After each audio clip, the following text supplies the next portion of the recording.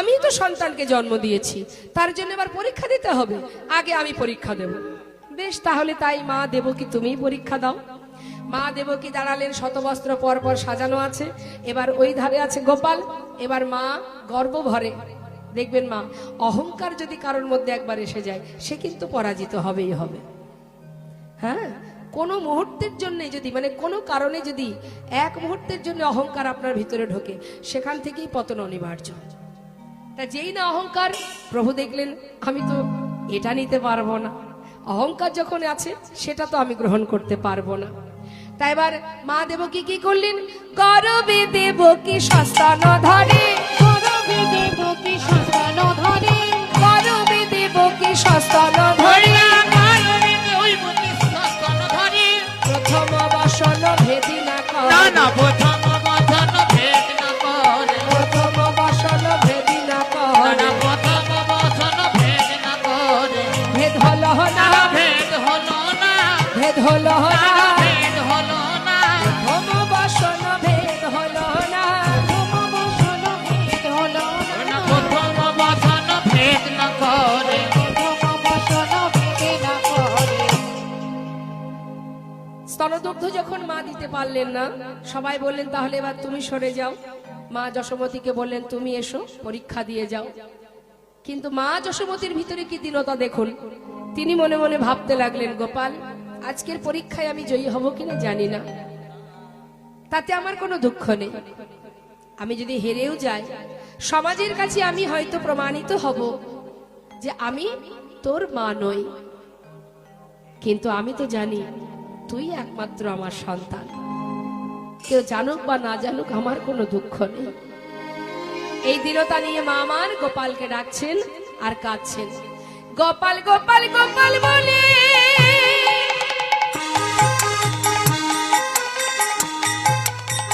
মাই আমার কাঁদিতে লাগিল, শত বস্ত্র ভেদ করে দুগ্ধ দেখো বদনে পড়িল। গোপাল গোপাল গোপাল বলে মায় আমার কাঁদিয়ে উঠিল,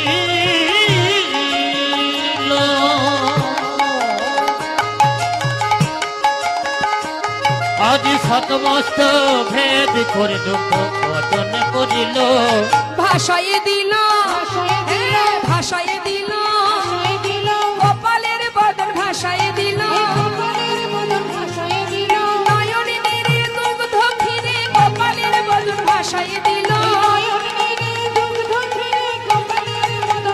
ওই না শতমস্ত ভেদ করে বদনে পড়িল।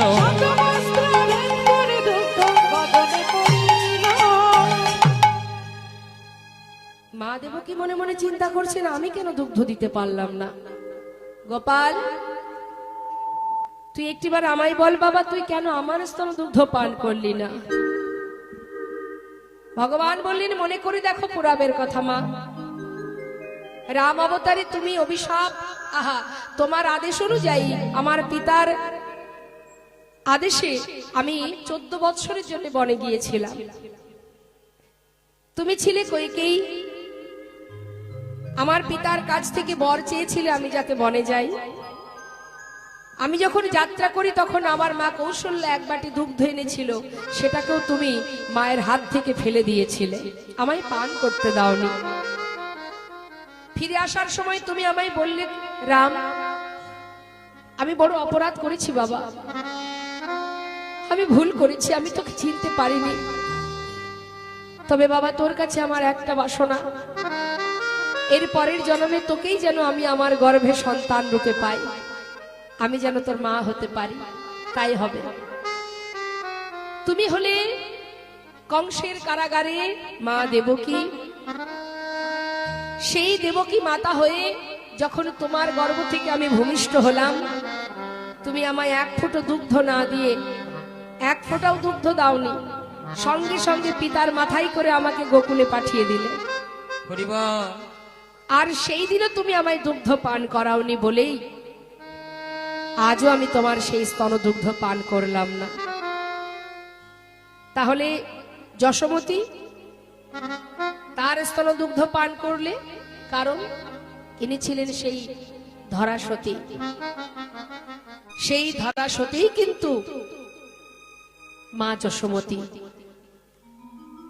তাই মা যশোমতীর স্তনদুগ্ধ আমি পান করলাম, প্রমাণিত হলো প্রকৃত মা তাহলে কে? মা যশোমতী। এদিকে শ্রীমতী রাধারানী সখী বেষ্টিত হয়ে আছে, গোবিন্দ আসছেন চতুর্থ দ্বারে, রাধারানী আছেন। মহাজন বললেন, দেখো মধুর রসে সখী গণ দেখিতে পাইল, মধুর রসে সখীগণ দেখিতে পাইল, ওরা মধুর রসে সখীগণ দেখিতে পাইল। শ্রীমতী রাধারানী দেখছেন গোবিন্দ আসছেন রাজবেশ পরিধানে। তার রাধারানী গোবিন্দকে দেখা মাত্রই বদনটা ঘোরালেন, অভিমানী কমলিনী বদন ফিরাইল, অভিমানী কমলিনী বদন ফেরাইল, তখন অভিমানী কমলিনী বদন ফিরালো। অভিমানী কমলিনী বদন পাঞ্চা কল্পতরু ভগবান, সকলে পাঞ্চা পুরাবে বলে কল্পতরু ভগবান।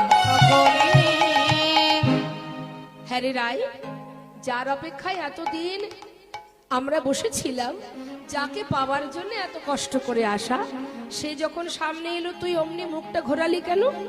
কিরে, তাকে তোর কাছে বসা। শ্রীমতী রাধারানী বললেন, সখী রে, ওকে চলে যেতে বল, আমি তো কোনো রাজাকে চিনি না, আমি ভালোবেসেছিলাম এক রাখালকে, যা যা চলে যেতে বল, আমি কোনো রাখাল ছাড়া রাজাকে চিনি না। গোবিন্দ বুঝতে পেরেছেন যে রাজবেশ রাধারানী পছন্দ করেন না, তাই রাজবেশ খুলে দিয়ে এবার রাখালের বেশ পরিধান করে এসে গোবিন্দ কি করলেন? রাধারানীর অভিমান ভাঙাচ্ছেন। কেমন ভাবে? তাড়াতাড়ি করে ধরে তার পাশে বসিয়ে এবার সেবা দিচ্ছে। তাড়াতাড়ি করে ধরে বসাইল বামে, তাড়াতাড়ি করে ধরে বসাইল বামে, ওইলে তাড়াতাড়ি করে ধরে বসাইল বামে। নিজ বাসনে মুছাইল রায় মুখ ভাবে। হরি বল হরি বল। ওইলা নিজ বাসনে মুছাইল রায় মুখ ভাবে। মুছাইল রায় মুখ পাঞ্চা কল্পতরু ভগবান, সকলে পাঞ্চা পুরাবে বলে কল্পতরু ভগবান। বলে। এবার কি করছে? একে একে সেবা দিচ্ছে বাবা। কিভাবে? আনিয়া প্রভাসের জল চরণ ধোয়ালো। হরি বল হরি বল। ওইলা নিয়ে ভাসে যায় চরণ ধোয়ালো। গোবিন্দ দাসে বলে প্রভাস তীর্থ যে হইল। গোবিন্দ দাস বলি প্রভাস তীর্থ যে হইল। আহা, গোবিন্দ দাস বলে প্রভাস তীর্থ যে হইল। ওইলা গোবিন্দ দাস বলি প্রভাস তীর্থ যে হইল। পাঞ্চা কল্পতরু ভগবান, সকলে পাঞ্চা পুরাবে বলে কল্পতরু ভগবান। প্রভাসকে উদ্ধার করলেন গোবিন্দ, সেই জল নিয়ে রাধারানীর চরণ ধুইয়ে দিলেন। দিয়ে কি করলেন? ভাঙিয়া চূড়ার ফুল চরণ পূজা করে। চূড়ার ফুল চরণ পূজা করে। ওইলা ভাঙিয়া চূড়ার ফুল চরণ পূজা করে। গোবিন্দ যখন রাধারানীর চরণ পূজা করছে ফুল দিয়ে, মস্তকে চূড়া থেকে ফুল ছিঁড়ে, তখন সখীরা হাসছেন। মা কি বলছেন?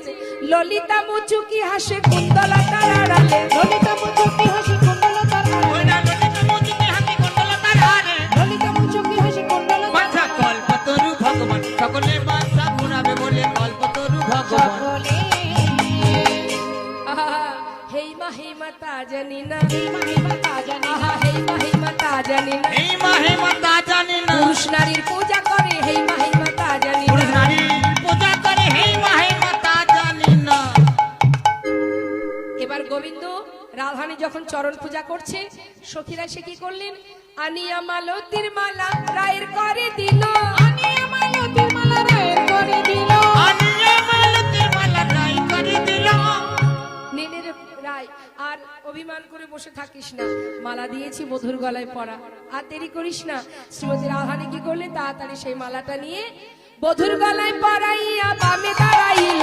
বধুর গলায় পরাইয়া বামে দাঁড়াইল, ওরা বধূ গলায় পরাইয়া বামে দাঁড়াইল। বধুর গলায় পরাইয়া বামে দাঁড়াইল। পাঞ্চা কল্পতরু ভগবান, সকলে পাঞ্চা পুরাবে বলে কল্পতরু ভগবান। ভগবান কৃষ্ণচন্দ্র আমার শ্রীমতী রাধারানী মনোবাঞ্ছা পূর্ণ করলেন।